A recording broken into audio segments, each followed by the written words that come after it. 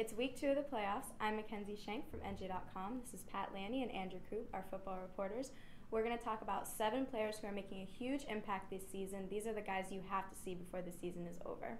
Starting off with 3 players that can score from anywhere on the field and they're always in the end zone.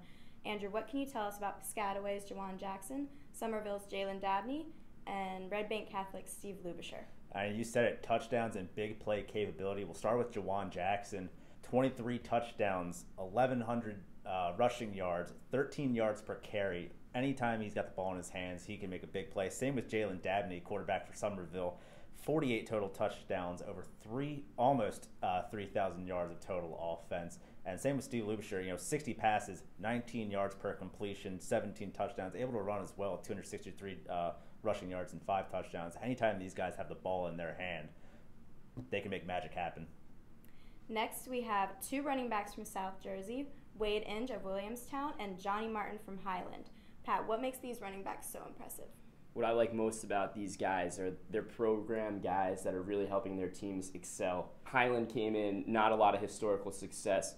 This guy, Johnny Martin, he's a sophomore. He's put the team on his back. He's rushed for almost 1,500 yards and is just really leading the way for a great program trying to take the next step and win a championship.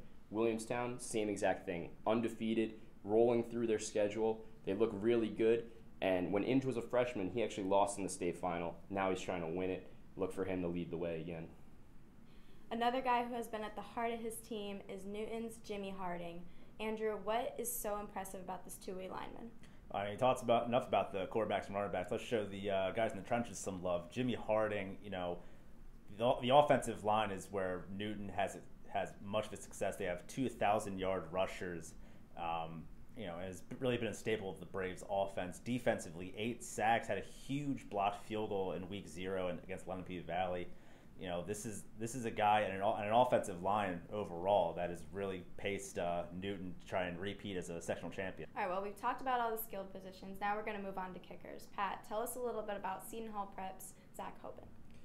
This has been a big year for kickers. We've seen from Week 0 all the way to now. Multiple 50-yard attempts and makes. 2 of them actually belong to Zach Hoban from Seton Hall. A great, hard-working kid. He's going to Rice next year. Really puts in the preparation and the work to become a great player, and that's what you like to see in high school sports. All right, well, you heard it here from NJ.com. We'll see you guys at the games.